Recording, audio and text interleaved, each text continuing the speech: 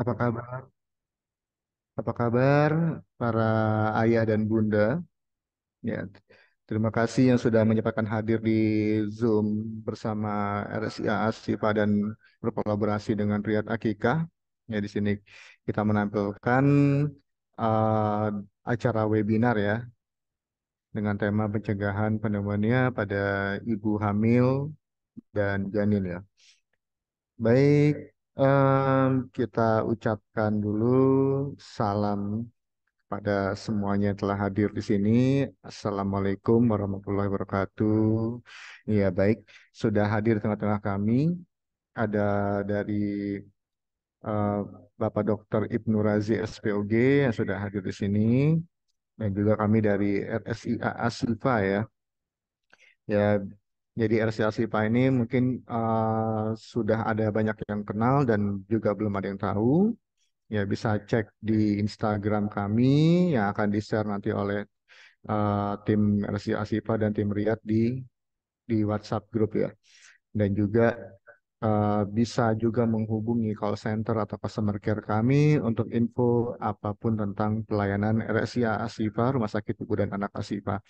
Ya memang kita ihsan dalam pelayanan, memberi pelayanan terbaik dan juga berciri Islami yang sangat menjunjung tinggi tentang kualitas dan mutu pelayanan. Baik, untuk persingkat waktu, mari dari saya sebelum memulai, mungkin dari tim Riyad Akikah ada yang ingin disampaikan.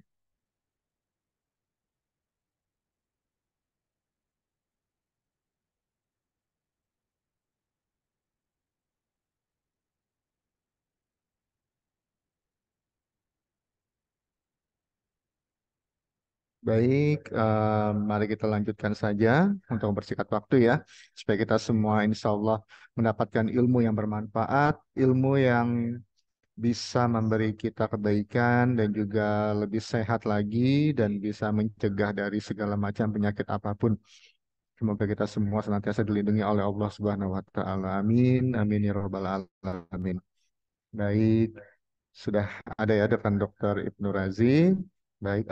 Assalamualaikum Dokter Ibnu Razi. Iya, Waalaikumsalam, Mas Hanan. Ya, baik. Ya, jadi kita mulai ya. Mulai dari uh, Dokter Ibnu Razi sendiri. Boleh bisa materinya dari tim dan dulu boleh ditampilkan. Oke, silakan.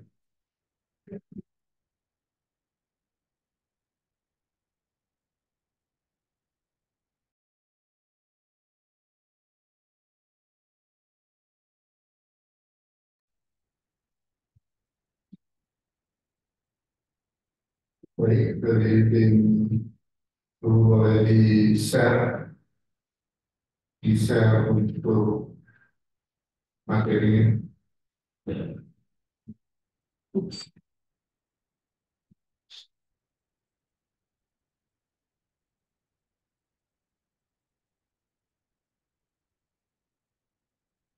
Oke, Assalamualaikum warahmatullahi wabarakatuh.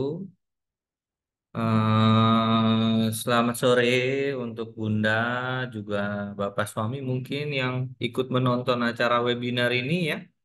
Ya, perkenalkan sebelumnya nama saya Dr. Ibnu Razi, spesialis obstetri dan ginekologi yang saat ini berpraktek di Rumah Sakit Ibu dan Anak.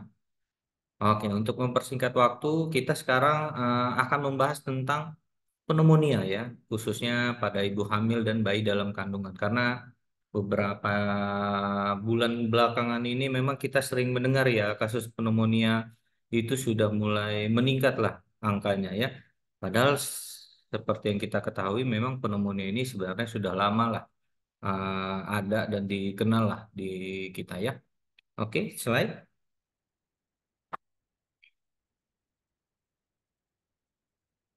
Oke. Oke, pneumonia pada ibu hamil ya, khususnya kita ngebahasnya saat ini. Ya, pneumonia saat hamil atau maternal itu merupakan salah satu infeksi pada paru yang mengakibatkan peradangan di salah satu atau kedua paru. Nah, nanti salah satu keluhan yang paling sering dialami oleh ibu hamil itu adalah sesak nafas. Memang sesak nafas pada ibu hamil itu terkadang menjadi hal yang lumrah ya, yang terjadi pada saat kehamilan, terutama kehamilan-kehamilan di trimester 3. Nah, namun ketika sesak yang terjadi terus-menerus disertai ada panas badan dan juga beberapa gejala lainnya, ada batuk pilek, nah itu kita harus memikirkan apakah ini ada kemungkinan ke arah pneumonia atau tidak. Nah, untuk gejalanya nanti akan kita bahas di slide selanjutnya. Kemudian slide.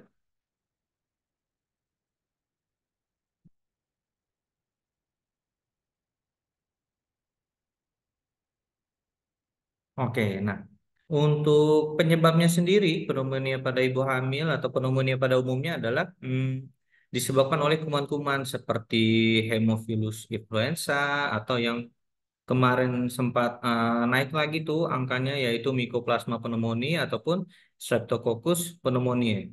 Nah, itu tuh nantinya itu akan mempengaruhi penyebab-penyebabnya ini terhadap penata laksanaan atau pengobatan yang akan kita lakukan terhadap pasien-pasien yang menderita pneumonia itu tersebut. Biasanya kan pneumonia itu biasanya didahului adanya infeksi virus ataupun bakteri ataupun jamur. Nah, nanti untuk pengobatannya ya kita sesuaikan nanti dengan temuan yang klinis dan juga temuan dari kumannya yang kita dapatkan pada saat kita lakukan pemeriksaan. Nah, pada penularannya itu sendiri, infeksi ini biasanya menular melalui batuk dan juga cairan dahak atau droplet. Nantinya yang dikeluarkan oleh penderita-penderita pneumonia yang mungkin ketika batuk tidak memakai masker, tidak menutup mulutnya ketika batuk ataupun tidak ada jaga jarak di antara ibu hamil itu sendiri terhadap penderita pneumonia itu sendiri. Slide.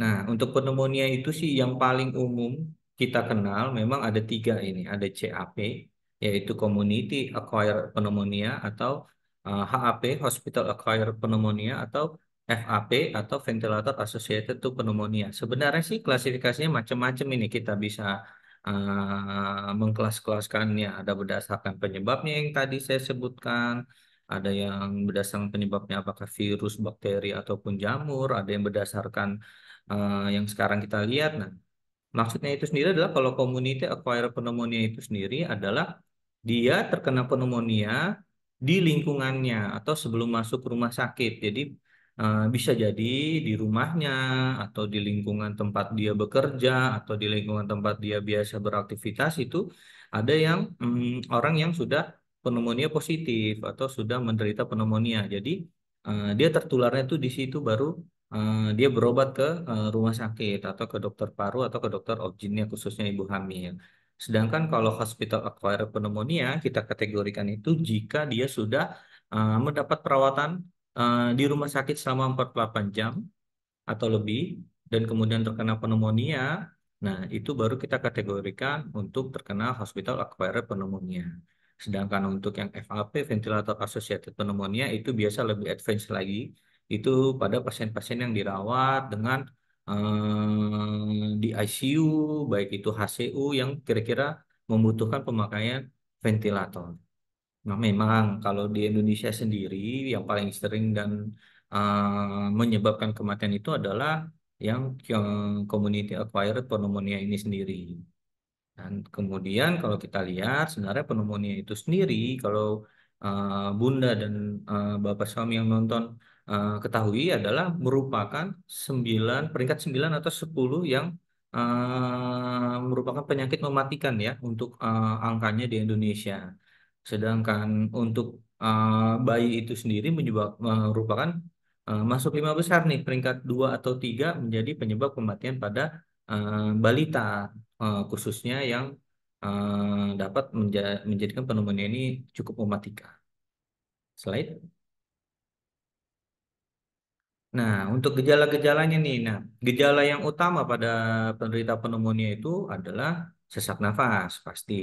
Nah, cuma kan kalau sesak nafas ini kan banyak ya, terutama kita ngomonginnya tentang ibu hamil nih. Ibu hamil itu kan rata-rata pasti di atas hamil 7 bulan itu udah mulai merasakan tuh sesakan karena ya itu tadi di dalam perut ibu anaknya sudah mulai besar, mulai menekan di situ ada lambung, menekan ke area diafragma sehingga menyebabkan ibunya itu cenderung lebih sesak. Belum lagi kalau ibunya punya asma, nah itu kita agak pusing itu untuk menentukan apakah ini keluhannya itu ke arah pneumonia atau tidak. Nah, biasanya kalau pneumonia itu akan diikuti beberapa gejala yang seperti Bunda-bunda lihat ini di slide-nya. Dia ada batuk, gampang lelah. Kenapa bisa gampang lelah? Dia sesak nafas. Tubuh meresponnya dengan membutuhkan oksigen yang terus-menerus sehingga seolah-olah ibunya itu sesak nafas untuk menyerap oksigen lebih banyak. Terus kemudian nyeri, nyeri dada, sakit kepala. Yang namanya ada infeksi, otomatis ada proses peradangan di mana dapat menyebabkan demam tinggi, suhu tubuhnya bisa mencapai 40 derajat Celcius, kemudian tentunya gampang berkeringat dan juga adanya mual muntah. Nah, keluhan-keluhan ini sendiri, kalau dibilang gejala khas pneumonia sebenarnya sih rata-rata itu gejala umum ya. Cuma ya nantinya harus disertai dengan beberapa pemeriksaan-pemeriksaan penunjang lainnya. Oke, slide. Nah, ini kita sengaja saya merahkan karena bumil yang merokok, baik itu bumilnya yang merokok atau pasangannya yang merokok, nah itu memiliki resiko untuk terkena pneumonia yang sangat tinggi.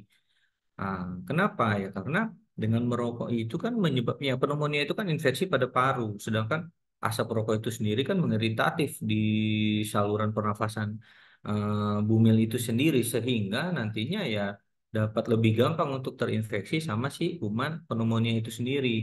Belum lagi bumil-bumil yang memiliki sistem kekebalan tubuh yang rendah nih, baik itu penyakit autoimun itu sendiri yang menekan sistem imunitas bunda-bunda itu sendiri ataupun ya memang 70% ibu hamil itu memiliki imunitas yang rendah karena logika dasarnya adalah ya untuk kekebalan si dedek bayinya itu pun ya tetap bundanya yang bertanggung jawab sehingga ya kekebalan itu harus dibagi dua sehingga pasti imunitasnya cenderung turun kalau pada ibu hamil. Belum lagi kalau bumilnya itu menderita anemia, kemudian menderita asma yang dapat mengaburkan diagnosis kita nih mau ke arah pneumonia atau ke arah asma atau penyakit-penyakit kronis ya seperti mungkin ada dengan kanker atau ada penyakit jantung. Nah, itu lebih besar tuh kemungkinannya untuk mengalami pneumonia. Nah, seperti yang sudah kita lihat juga ya ibu hamil yang mengalami pneumonia pasti diikuti juga dengan sesak nafas. Slide.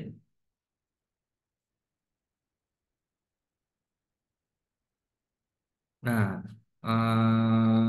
untuk itu tadi kita kan sudah mendapatkan beberapa gejala tuh untuk lebih meyakinkan kita kalau Bumil ini mengalami pneumonia. Tentunya kita butuh beberapa pemeriksaan-pemeriksaan lainnya seperti pemeriksaan fisik, kita mendengarkan suara parunya seperti apa, terus kemudian kita bisa lakukan pemeriksaan-pemeriksaan laboratorium baik itu mengambil sampel dahak, foto ronsen, dan juga pemeriksaan darah. Dan ini sangat dibutuhkan oleh dokter spesialis obstetri dan ginekologinya nih untuk menangani kasus pneumonianya dan apabila memang tegak sekali ke arah pneumonia ya biasanya kita akan kolaboratif tuh bersama dokter spesialis paru dalam hal ini.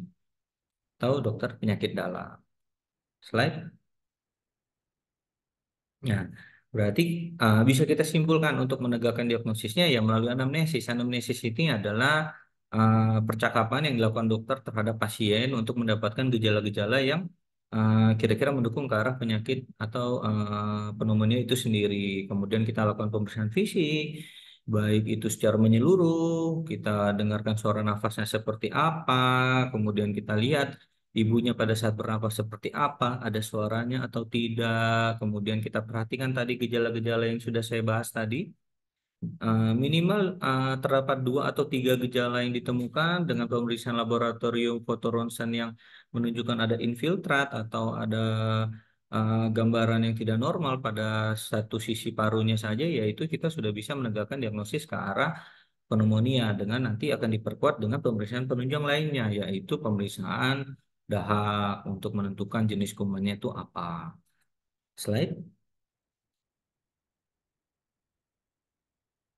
Nah, nantinya ketika ibu hamil itu mengalami pneumonia, nantinya tentunya yang kita takutkan adanya komplikasi terhadap kehamilannya sendiri.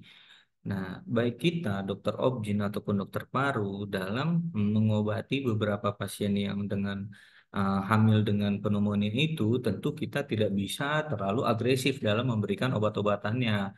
Obat-obatan yang utama kan tentu kita berikan antibiotik. Nah, pemberian antibiotik itu sendiri pada kehamilan yang usianya masih di bawah 28 minggu atau masih trimester 1 apalagi, nah itu kan antibiotik itu dapat memberikan efek yang bermacam-macam tuh terhadap janinnya. Nah, ditambah lagi dengan gejala-gejala pneumonia itu sendiri seperti sesak nafas. Nah, sesak nafas itu sendiri nantinya kan dapat mengganggu proses oksigenasi di dalam tubuh si ibunya, sehingga oksigen yang mau disampaikan atau makanan-makanan yang mau disampaikan ke si bayinya cenderung kurang. Nah, artinya ya si bayinya bisa menjadi bayi lahir dengan berat badan rendah atau suspek IUGR kita lihatnya. Terus kemudian ketika nantinya ibunya akan disertai batuk dan infeksi yang tinggi dengan kadar leukosit atau sel darah putihnya tinggi, nantinya dapat menyebabkan terjadinya keguguran ataupun ya gangguan pernafasan pada bayinya. Sehingga nanti bayinya ya pada saat lahir bisa asfiksia dan juga infeksi yang tinggi itu menjadi penyumbang tuh kenapa bayi-bayi sering lahir prematur atau kontraksi sebelum waktunya di bawah 34 minggu atau di bawah 35 minggu.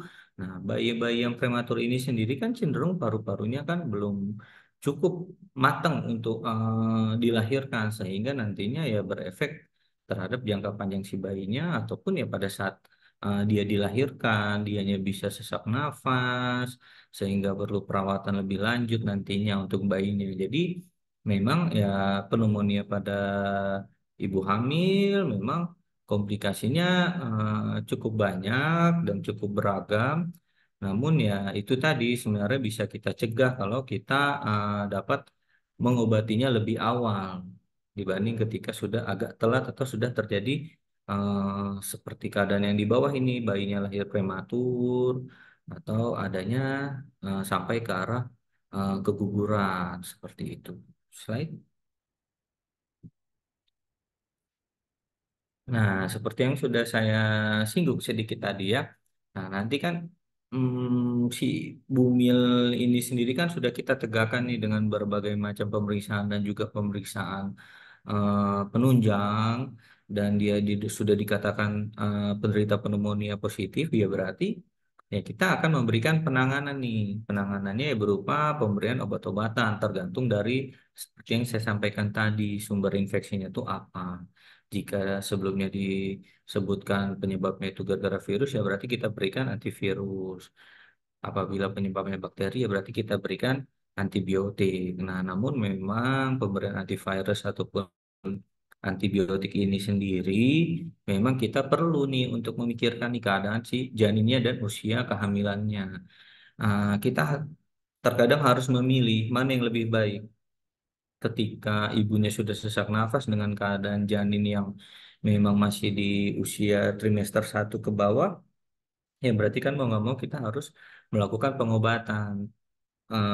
Walaupun memang untuk obatnya itu sendiri terkadang memang beresiko tuh terhadap janinnya bisa menyebabkan kecacatan ataupun dapat menyebabkan keguguran ya. Tapi ya demi kebaikan ibunya juga terpaksa kita berikan obat-obatan itu tersebut. Nah, biasanya kita pemberian antibiotik dan antivirus itu selain kita lihat dari keluhan si ibunya sendiri, yang jadi pertimbangannya adalah kemudian ya janinnya. Jika di atas 28 minggu sih cenderung lebih aman untuk kita lakukan pengobatan. Dan tentunya selain kita memberikan obat-obatan antivirus atau antibiotiknya itu sendiri, tentunya kita harus melakukan tindakan sportif seperti pemberian oksigen, kemudian obat-obatan yang dapat meredakan gejala-gejala yang ada seperti batuk, terus kemudian misalnya ibunya ada sesak nafas ya tadi kita berikan oksigen, ataupun ada demam ya kita berikan obat-obatan untuk menurunkan panas badannya dan panas badan itu sendiri. Kemudian nah, selain itu yang paling penting adalah ibu hamil yang mengalami pneumonia, baik itu yang sudah mengalami ataupun belum, ya perlu memperbanyak istirahat dan mencukupi kebutuhan cairan itu sendiri. Karena ketika kelasnya air ketuban yang banyak, itu memberikan proteksi terhadap bayinya ketika ibunya itu mengalami pneumonia. Nah, dan itu bisa menjadi lapisan pelindung terakhir untuk si bayinya, karena belum tentu ibu yang pneumonia, anaknya pasti pneumonia. Nah, ketika kita mencukupi kebutuhan cairan si bayinya, kebutuhan cairan si bayi selama di dalam kandungan, terus kemudian ibunya mencukupi istirahat sehingga sistem imunnya juga tinggi, saya rasa sih apabila ibunya pun mengalami pneumonia yang dengan yang tidak bergejala, insya Allah harusnya kehamilannya bisa tetap aman dan bisa dilanjutkan hingga kecukup bulan atau ya lahir pada sesuai waktunya gitu. Selain,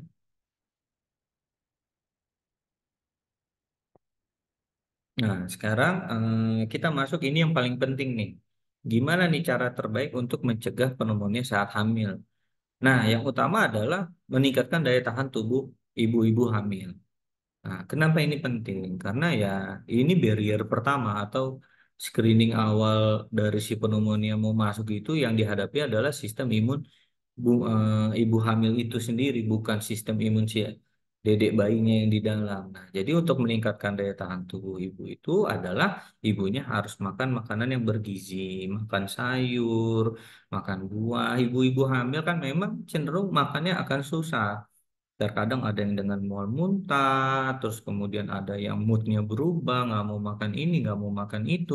Nah, mau nggak mau dalam keadaan yang memang lumayan nih angka pneumonia lagi naik, ya kita harus makan banyak yang bergizi. Kemudian untuk yang usianya di atas 28 minggu, ibu hamil sudah mulai kita rekomendasiin untuk berolahraga karena olahraga yang rutin itu sendiri dapat meningkatkan sistem imunitas ibu sendiri. Kemudian tidurnya harus dicukupi. Tidur yang optimal itu adalah di bawah jam 10 malam. Kalau di atas jam 10 malam, usahakan tidurnya itu tergantikan di besok paginya. Jangan udah tidurnya jam 2 bangunnya jam 5 habis itu tidak tidur lagi tuh sepanjang hari. Itu dapat menyebabkan menurunnya sistem imunitas pada ibu hamil itu sendiri gitu. Di samping itu, ibu hamil sendiri juga harus melakukan beberapa proteksi. Ya memang kita sudah mulai lupa nih tentang 3M semenjak COVID sudah mulai berlalu, kita mulai mengendurkan ini untuk 3M itu sendiri yang memakai masker, menjaga jarak dan menutup mulut. Nah, saya rasa ya khususnya pada ibu hamil tidak ada salahnya kita mulai menggerakkan kembali itu 3M itu. Kenapa ya? Karena yang seperti kita ketahui pneumonia itu kan menularnya airborne kan, dia melalui batuk dan juga dahak atau droplet itu. Nah, itu bisa kita cegah dengan kita melakukan hal-hal yang 3M tadi itu sendiri gitu dan sambil kita mencegah angka COVID itu sendiri yang sudah mulai sedikit demi sedikit merangkak naik.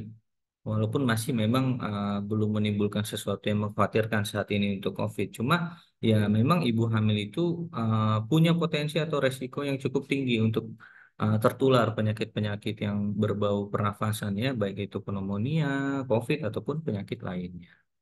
Slide.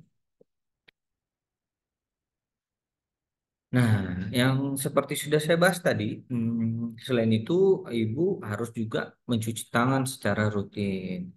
Hal ini sebenarnya ibu-ibu hamil, kita masyarakat Indonesia itu sebenarnya sudah tahu, cuma kita sudah mulai mengendurkan saja untuk kebiasaan itu sendiri. Jadi ya mulai kita gerakin lagi nih untuk tindakan-tindakan yang seperti ini nih, cuci tangan secara rutin, kemudian menggunakan masker, terutama di aktivitas yang kira-kira jumlah masyarakatnya cukup ramai, apalagi ibu hamil, ke rumah sakit. Rumah sakit itu kan kebun binatangnya sumber penyakit. Kalau ibunya nggak pakai masker kan bisa kita ketahui sendiri tuh penularan berbagai macam kuman di rumah sakit. Jadi usahakan selalu memakai masker. Memang pada ibu hamil yang trimester 3 ke atas cenderung lebih sesak nafasnya ketika pakai masker, tapi jauh lebih banyak manfaatnya. Sehingga nantinya ya kita harapkan ibunya sehat ya bayinya sehat pada saat lahiran. Terus kemudian ibu, bunda ataupun suami bunda itu sendiri sudah mulai aware ini terhadap eh, keadaan sekitar nih, kira-kira dilihat ada yang sedang sakit nggak atau sudah memang diketahui dia penderita pneumonia, ya berarti memang eh, harus dihindari kontak langsung. Kenapa saya bilang suami dan bunda itu sendiri ya? Kalau bunda jelas bundanya sedang hamil, sehingga kalau sedang hamil imunitas turun akan lebih gampang terkena pneumonia. Nah, suaminya buat apa tuh, Dok? Nah, suaminya kan nanti akan berkontak dengan ibunya. Jadi suaminya ini sebagai kontak tidak langsungnya dari orang yang sakit. Jadi ya untuk orang-orang yang di rumah akan berkontak dengan ibu hamilnya, perlu nih kembali lagi kita edukasi untuk ya hindari kontak langsung dengan orang-orang yang sedang sakit. Kemudian ya ini sudah fix tidak boleh merokok baik suami ataupun baik istri. Dok, saya ngerokoknya di luar, tapi kan kumannya tertempel atau asap-asap rokoknya kan tertempel di baju. Ya paling benarnya adalah ya ibu bapaknya harus ganti baju, harus mandi sebelum masuk ke rumah untuk ketemu dengan bunda-bundanya yang sedang hamil gitu. Dan yang terakhir kita lakukan vaksinasi pneumonia. Nah, vaksinasi pneumonia itu sebenarnya sejak dari kecil itu sudah menjadi program nasional. Kita pernah dengar yang hemofilus influenza B, ya itu kan sudah mulai dilakukan itu rutin. Sedangkan untuk vaksinasi tambahannya itu dia ada dua tuh. Dia ada yang PCV 13 atau sekarang sudah kembali naik ya jadi PCV 15 yaitu dengan beberapa strain atau jenis pneumonianya ada 15 yang disuntikin atau yang lebih lengkap lagi ya PPSV 23 atau ada 23 strain yang akan dilakukan vaksinasi. Nah, itu bebas untuk pilihannya terhadap ya, ibu hamil sendiri. Namun memang untuk vaksin pneumonia itu sendiri disarankan ya memang di usia kehamilan di atas 28 minggu dikarenakan ya memang tidak menyebabkan efek langsung terhadap bayi ketika di atas 28 minggu seperti itu. Slide. Nah, jadi kesimpulannya adalah ketika bumil mulai mengalami beberapa gejala seperti yang tadi kita bahas, terus kemudian atau ada orang-orang sekitar yang mengalami keluhan seperti itu atau dia sedang hamil, ya sudah bumilnya langsung periksakan ke kondisi kesehatannya itu ke dokter kandungan atau bumilan teman-teman bumil yang ada keluhan seperti itu boleh disarankan untuk periksakan ke dokter kandungan. Yang utama kita lihat adalah ya kondisi kandungannya itu dulu karena dengan ibunya yang pneumonia yang kita takutkan adalah si janinnya. Janinnya seperti apa nih di dalam?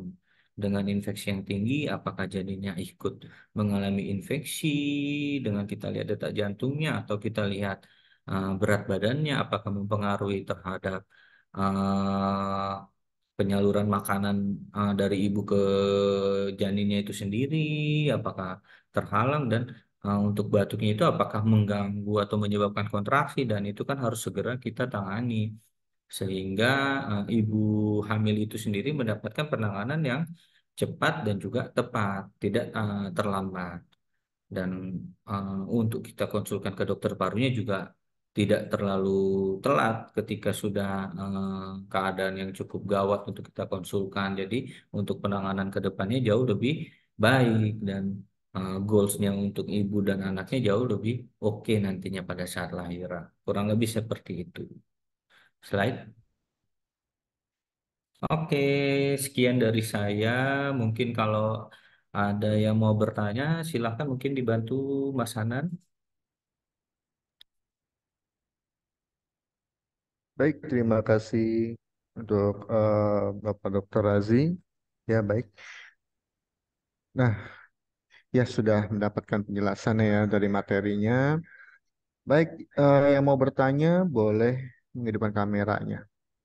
Dimulai dari sekarang, boleh.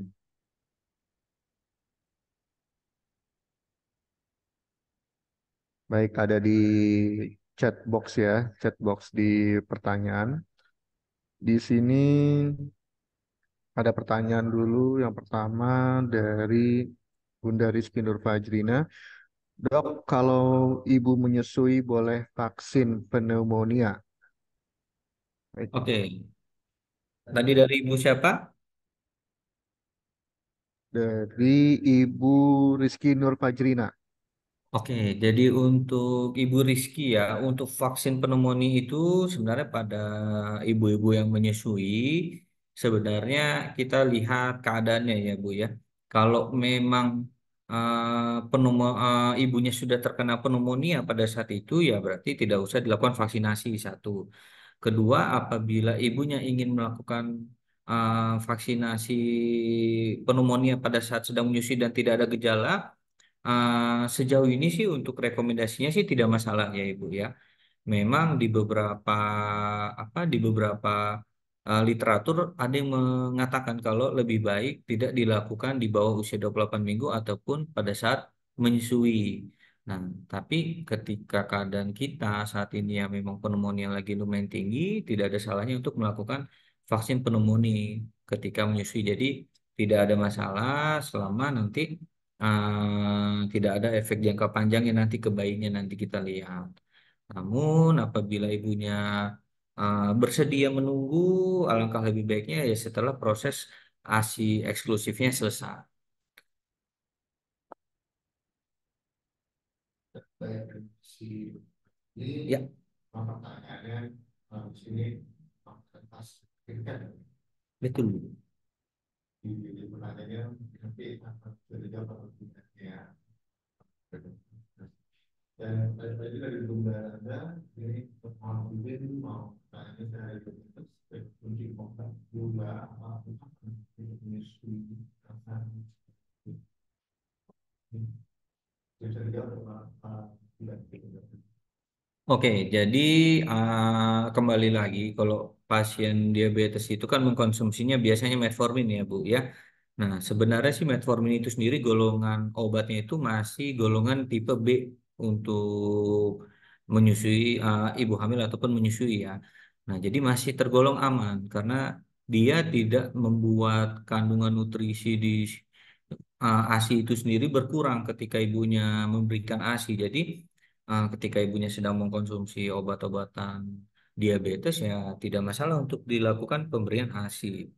Karena ya lebih banyak manfaatnya. ASI itu harus eksklusif. Bahkan di beberapa penyakit tertentu yang memang tidak disarankan untuk diberikan ASI pun kita juga tetap menyarankan untuk memberikan ASI karena kandungannya luar biasa. Sudah didesain sama yang di atas untuk kebaikan bayinya itu sangat banyak. Jadi tetap aja Bu nggak apa-apa. Tetap aja diberikan ASI-nya ya. Baik, terima kasih atas jawaban dari Dr. Renzi. Nah, di sini ada pertanyaan dari Bunda Siti Hairunisa. Dok, izin bertanya kalau bedanya dengan asam lambung itu gimana ya, Dok? Karena sama-sama ada sesaknya. Terima kasih. Oke, jadi untuk yang sesaknya asam lambung ya. Jadi kalau asam lambung itu biasanya tidak disertai panas badan, tidak disertai batuk pilek, tidak disertai adanya menggigil, berkeringat terlalu banyak. Jadi dia emang cenderung lebih ke sesak nafas atau yang memang ada sakit di ulu hati. Nah, dan biasanya kalau memang ibunya memang asam lambung, ketika diberikan obat asam lambung, keluhannya itu akan membaik. Nah, berarti itu bisa kita kategorikan ya itu bukan suatu pneumonia gitu. Biasanya pasien-pasien yang punya yang menyebabkan terjadinya proses inflamasi seperti pneumonia ini, inflamasi itu kan adanya demam ya.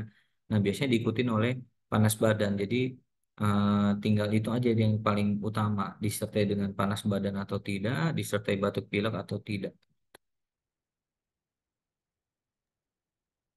Ya, baik. Terima kasih, Dr. Renzi, atas jawabannya.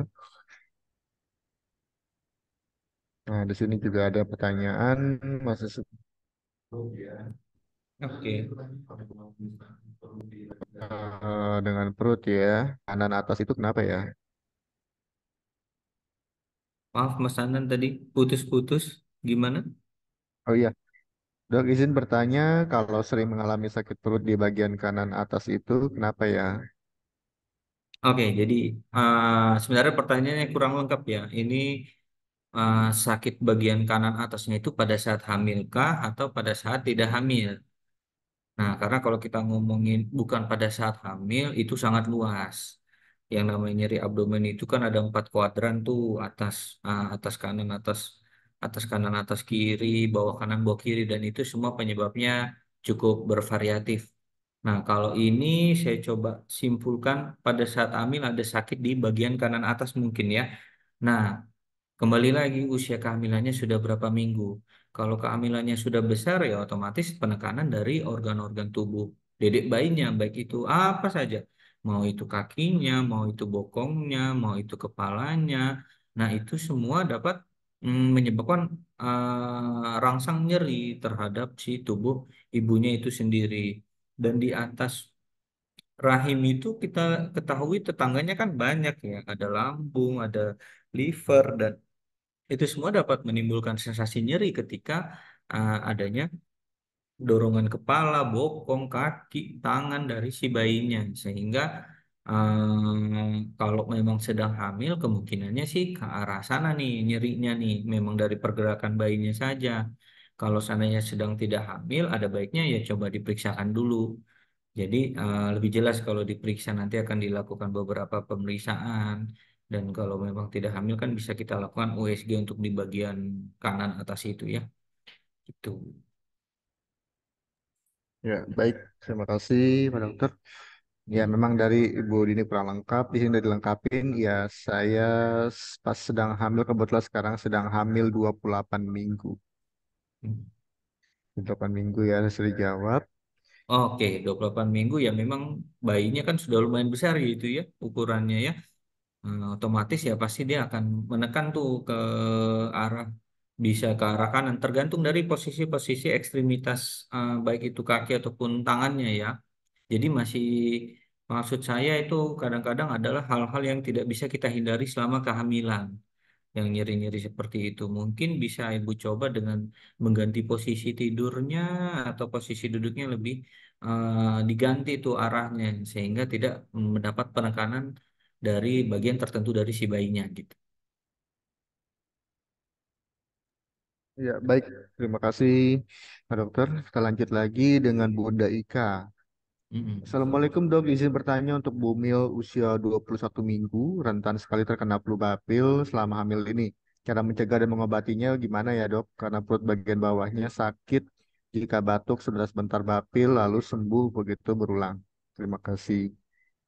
Oke, nah ini sebenarnya sudah sangat terjawab ya Ibu Ika ya di slide tadi ya. Nah, namun di sini saya menggarisbawahi adalah yang utama kalau bapil atau batuk pileknya itu terus-menerus berarti ada pengobatan yang kurang tuntas dalam hal ini ya. Jadi kalau bisa kita tuntaskan untuk sakit flu dan batuk pileknya. Kemudian yang utama adalah 3M tadi kalau saya. Kalau lagi hamil itu kemana-mana nggak ada salahnya memakai masker. Karena ibu mau di jalan di bagian manapun di Jakarta atau di Tangerang khususnya ini adalah ya resiko untuk terkena infeksi berbagai macam penyakit paru lumayan tinggi. Nah, awal mulanya bisa dari flu, bisa dari batuk pilek itu sendiri. Jadi ya kita tingkatkan lagi yang 3M tadi, Bu. Kita pakai masker, kita menutup mulut ketika batuk, menjaga jarak, mencuci tangan. Nah, terakhir itu udah 5M itu. Nah, itu kita tingkatkan lagi semuanya. Sehingga nantinya untuk batuk pileknya itu sendiri tidak akan kayak gini nih Bu, kasih PHP ke ibunya kan. Nanti sembuh terus datang, sembuh datang, sembuh datang. Nah, cuma memang ketika ibunya ada batuk, pasti akan memberi rangsangan terhadap otot-otot pada rahim ibu sendiri, sehingga nantinya dapat menyebabkan terjadinya kontraksi.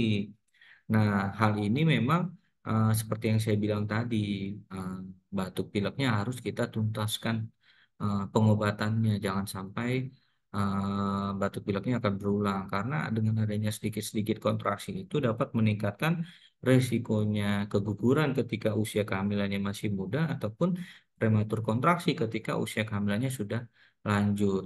Walaupun sebenarnya ibu tidak perlu khawatir selama air ketubannya banyak. Air ketuban itu fungsinya adalah menahan goncangan, baik itu ibunya batuk, baik ibunya muntah, dia menahan goncangan itu, goncangan terhadap efek langsung ke bayinya dengan air ketubannya banyak. Makanya dari slide tadi itu yang awalnya saya selalu mengutamakan adalah cukupi kebutuhan cairan untuk si dedek bayinya. Karena air ketuban itu fungsinya sangat luar biasa buat si dedeknya.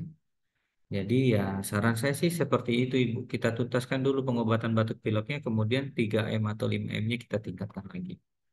Seperti itu kira-kira Ibu Ika.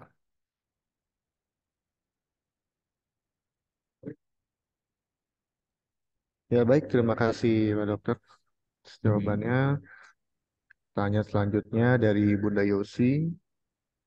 Dok, kalau ibu hamil lebih dari 3 bulan masih mau muntah saat makan dengan ikan dan daging itu bagaimana solusinya ya dok? Terima kasih. Oke, jadi ibu hamil lebih dari 3 bulan itu terkadang memang masih yang dalam proses beradaptasi terhadap hormon beta HCG-nya yang masih tinggi dan pelan-pelan mulai menurun nih ya. Nah, memang kalau di 3 bulan akhir itu harusnya sih sudah tidak ada lagi nih mual muntah ataupun reaksi-reaksi terhadap hormon beta HCG yang meningkat itu sendiri pada ibu hamilnya. Nah, kalau seandainya masih ada, ibu bisa mencoba yang pertama adalah makan jam makannya itu lebih pendek-pendek ibu. Jadi jam 8 makan, jam 10 ada snacknya, jam 12 makan, jam 2 ada snacknya. Jadi jam makannya itu lebih dipepet-pepetin ibu. Terus kemudian menu makanannya harus ibu ganti. Usahakan menunya berubah-berubah dalam kurun waktu 2 sampai 3 hari sehingga ibunya tidak akan bosan. Terus kemudian ya ibu harus cari, misalnya ibu tidak bisa makan ikan. Nah, ikan yang mana dulu nih kan nggak semuanya ikan harusnya. Nah, selama ikannya itu matang, sebenarnya ikan apa aja baik untuk ibunya. Dan daging, usahakan proses menu dagingnya itu yang ibu rubah, bukan dagingnya yang ibu hindari gitu. Misalnya ibu nggak bisa makan daging rebus, ya dagingnya boleh digoreng dengan minyak secukupnya. Ibu bisa makan steak asal mateng steaknya, ibu pastikan tidak ada masalah. Cuman memang ya daging itu sangat dibutuhkan nih protein hewani buat ibu hamil karena mengandung sangat tinggi zat besi, Bu. Nah, zat besi itu kan transportasinya makanan, Bu, untuk anak ibu. Kebayang kalau ibunya kurang makan zat besi, nanti HB atau hemoglobinnya turun, otomatis ya si anaknya tidak mendapatkan cukup makanan sehingga dapat meningkatkan kemungkinan ke arah suspek IUGR atau berat badan bayinya kurang. Kurang lebih seperti itu. Nah, ya dari saya sih solusinya sih ya jarak makan dipendek-pendekin, terus kemudian perbanyak cairan yang masuk apabila muntah, dan apabila muntah terus-menerus dan tidak dapat ibu makan untuk mengganti cairan yang ibu keluarkan, mau nggak mau pilihannya ya harus kita rawat. Jadi segera periksakan ke dokter kandungan terdekat di sekitar daerah rumah ibu. Jadi apakah butuh untuk indikasi kita rawat atau tidak, kurang lebih seperti itu ya Bu ya. Baik, terima kasih Pak Dokter penjelasannya. Iya, di sini ada pertanyaan lagi dari Bunda Vindi ini ya. Mm-mm. Dok mau nanya kalau mata -9 bisa kelahiran normal dok? Wah, iya betul ya. Jadi memang kalau mata -9 ini resiko terhadap pembuluh darah di mata dan retina ibu sendiri ya Bu ya. Kalau biasanya sih kita di Obgyn biasanya sih di bawah 2 atau di bawah 3 untuk kita coba lahiran normal atau biasanya saya konsulkan dulu ke dokter mata. Jadi nanti ada tuh dari tim penilaian dari penilaian dokter matanya apakah ibunya bisa dilakukan operasi apa bisa dilakukan tindakan partus per vaginam normal atau dengan tindakan operasi seperti itu. Tapi kalau 9 biasanya agak susah karena terlalu beresiko terhadap ibunya. Kalau minusnya 9 ya, gitu Ibu. Baik, terima kasih dokter atas jawabannya. Iya, di sini ada pertanyaan lagi dari Bunda Indah. Dok, izin Mm-mm. bertanya, saya sedang hamil 30 minggu, sedang mengeluh sakit selangkangan, terutama pada saat bangun, tidur, dan berdiri dari duduk. Itu kenapa ya dok? Normal atau tidak? Terima kasih. Oke, jadi ini mungkin pertanyaan yang lebih dispesifikin ya, apakah ini hamil pertama atau hamil yang sudah kedua atau ketiga ya Bu ya. Kalau memang ini hamil anak pertama, biasanya memang di usia 30 sampai 32 minggu itu kepala sudah mulai masuk ke pintu atas panggul ya Bu ya. Nah, ketika kepala itu sudah mulai masuk ke atas pintu panggul, dia itu sudah mulai bergerak. Dia sudah mulai melakukan rangsangan terhadap dinding-dinding rahim atau pintu rahim di bawah untuk persiapan dia mau lahir nantinya. Nah, salah satunya adalah yang ibu alami ini karena persarafannya itu kan bisa sampai ke selangkangan dan juga ke bagian perut atas atau bahkan ada yang merasakan nyerinya seperti di vaginanya sudah mulai sakit dan itu masih normal Ibu selama itu tidak diikuti adanya flek darah dan nyeri atau his kontraksi yang teratur ya Bu ya. Karena kalau memang di usia 30 minggu sudah ada mengeluh sakit di selangkangan atau di vagina terus diikuti keluar flek darah yang kita takutin adanya terjadinya partus prematurus atau memang persalinan yang belum sesuai dengan usia kehamilannya seperti itu. Tapi kalau memang tidak diikuti adanya flek darah, nyeri yang atau kram perut yang dengan intensitas yang terus-terusan ya menurut saya sih itu masih hal yang wajar kok. Jadi tidak perlu khawatir ya Bu ya. Ya, baik, terima kasih Pak Dokter atas jawabannya. Ya, memang dia hamil pertama ya. Oke, baik kita lanjutkan pertanyaannya dari Bunda Safitri. Dok, mau nanya saat hamil trimester 3 itu kayak ada ambeien gitu, ngaruh nggak ya untuk lahiran normal ya dok? Oke, ada ambien ya kita ya. Ambien itu pun perlu kita cek dulu ya sudah dianya itu sudah grade berapa. Jadi kalau pada ibu-ibu hamil trimester 3 kan ketika sudah ada proses penekanan kepala di atas otomatis pasti ada gangguan dalam buang air besarnya itu sendiri sehingga dapat menyebabkan atau meningkatkan resiko terjadinya ambien. Dan itu sebenarnya sih normal ya pada ibu hamil terjadi ambien itu ya. Nah, untuk kita lihat bisa atau enggaknya lahiran normal, sebenarnya sih ambien itu enggak indikasi untuk kita lakukan operasi. Selama dia tidak meradang besar seperti bunga kol, terus kemudian hanya kecil dan ketika ada pembukaan dia juga tidak tambah besar, ya menurut saya sih tempat untuk kita lakukan lahiran normal masih bisa. Cuma yang pasti ibunya harus melakukan pemeriksaan ke dokter obstetnya. Nanti biarkan dokter objinnya yang menilai seperti itu, Bu. Ya, baik. Terima kasih, Ya. Pak Dokter. Mm. Nah, em, kita masuk lagi ke pertanyaan berikutnya ya dari Bunda Letri. Dok, di usia kehamilan 34 minggu ya, perut sering merasa kencang, keras, dan merasa bagian-bagian tubuh seperti paha atas, bagian belakang, dan daerah sekitarnya, dan lain-lain merasa tertekan nyeri. Apakah wajar? Bagaimana solusinya, dokter? Oke, tadi pertanyaannya mirip dengan ibu yang tadi ya. Nah, tapi ini kan usianya lebih ini lagi nih, lebih besar lagi nih kurang lebih. Berarti kan janinnya pasti lebih besar lagi ya. Jadi 34 minggu hal-hal seperti yang Ibu sampaikan itu sangatlah wajar ya Bu ya. Perut terasa lebih kencang, keras, bagian tubuh-tubuh paha atas bagian belakang daerah sekitarnya itu juga mulai merasa tertekan dan nyeri itu sangat wajar. Dan kalau ditanya bagaimana solusinya, ya memang itu hal yang memang kita harapkan pada usia di atas 32 minggu itu akan terjadi.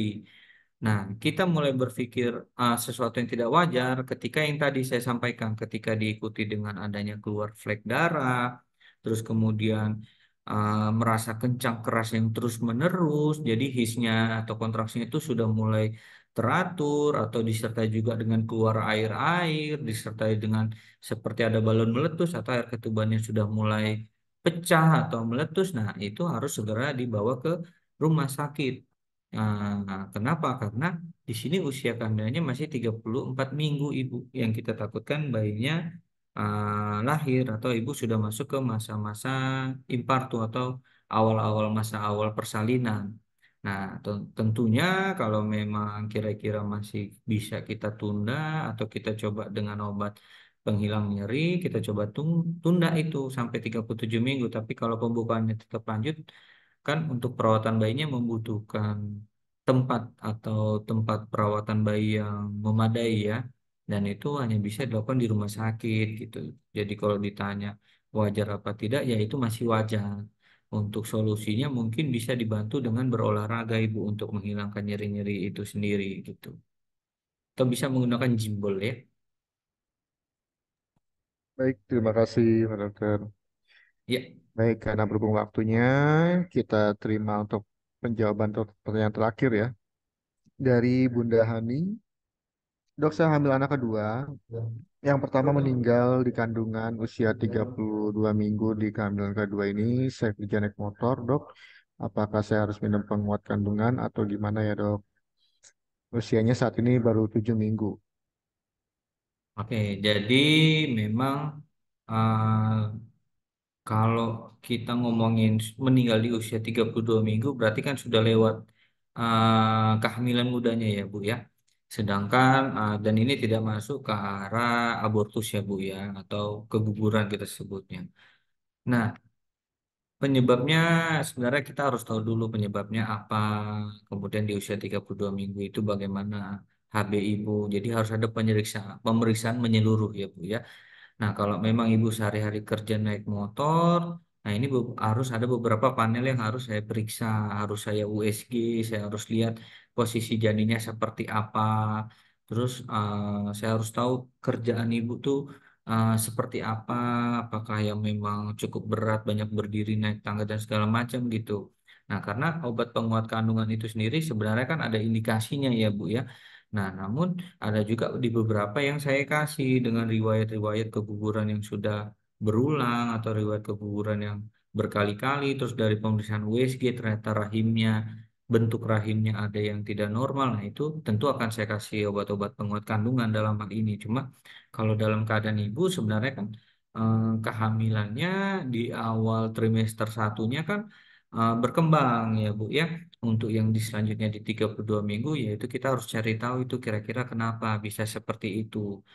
Nah, kalau saat ini 7 minggu tidak ada keluhan keluar darah, terus ibunya tidak ada riwayat selama kehamilan itu ada keluar flek-flek darah, terus ibu bisa memastikannya ya naik motornya bisa pelan-pelan, lubang nggak bisa dihindari. Untuk penguat kandungan itu sendiri bisa jadi belum merupakan indikasi ya Bu ya, tidak ada kram-kram juga. Nah itu kan belum merupakan indikasi untuk penguat kandungan, kecuali nanti dari pemeriksaan USG-nya bisa ditemukan suatu kelainan yang dapat menyebabkan ibunya akan diberikan sama dokter spesialis obinnya obat-obat penguat kandungan gitu Ibu kurang lebih. Jadi baiknya sih diperiksakan dulu Ibu untuk kandungannya ya Bu ya. Baik, terima kasih Dr. Razi. Baik, mari kita bersama-sama dan tim kru juga untuk kita mau foto bareng ya, bersama-sama foto bersama. Boleh di on cam semuanya, dihidupkan kameranya bersama-sama. Iya, yang lainnya boleh menyalakan kameranya, on cam. Ya, kurang lebih dalam waktu 30 detik dari sekarang untuk bersiap di foto bersama-sama.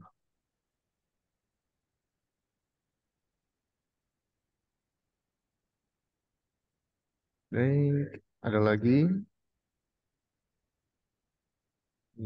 Ya, dari tim kru boleh dipoto ya, di tim yang bertugas foto. Baik, baik. Alhamdulillahirrabbilalamin. Semoga ilmu yang bermanfaat yang kita terima hari ini bisa menjadi suatu edukasi yang baik untuk menambah ilmu yang kita juga. Semoga bermanfaat semuanya. Untuk pada Bapak Dr. Razi, terima kasih telah hadir dan telah memberikan ilmu yang bermanfaat dan menjawab pertanyaan-pertanyaan dari para ayah dan bunda. Baik, ada Ya, mau disampaikan untuk yang terakhir dari Dr. Razi, boleh? Yang mau ya disampaikan. kalau saya sih karena memang keadaan kan gini kita ngebahasnya tentang pneumonia ya. Mungkin ada baiknya coba kita kencengin lagi nih sabuknya nih untuk 3M itu sendiri ya.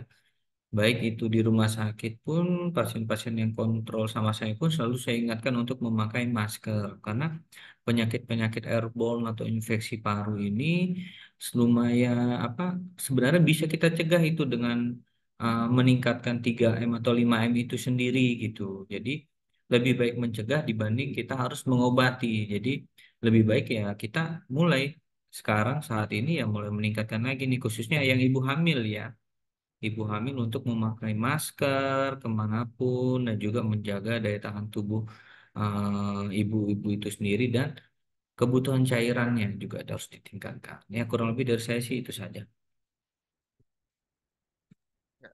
Baik, terima kasih Pak Dr. Ya, Razi atas sama-sama. saran-sarannya dan masukannya. Baik, berhubung waktunya sudah habis, Bapak Dr. Razi mungkin ada kesibukan lain juga, boleh meninggalkan area Zoom ya. Mari, Baik, Mas terima Hanan. kasih Terima kasih. banyak. Mari ibu-ibu, Terima bunda, kasih, dan juga dokter. bapak suami. Assalamualaikum warahmatullahi wabarakatuh. Waalaikumsalam Waalaikumsalam, warahmatullahi dokter. wabarakatuh. Ya, baik. Terima kasih dari Dr. Razi sudah memberikan semoga ilmu yang bermanfaat kita dapat terima semua. Jazakallah khairan untuk kita semua dari tim lihat ada yang mau disampaikan. Cukup, Mas. Cukup. Ya, baik. Terima kasih. Sama-sama kita akhiri dengan Alhamdulillahirabbil alamin. Sampai jumpa lagi dan bertemu kembali di webinar yang berikutnya di bulan Januari dan akan di-share informasinya lebih lanjutnya. Baik, terima kasih. Sampai jumpa kembali ayah dan bunda. Assalamualaikum warahmatullahi wabarakatuh.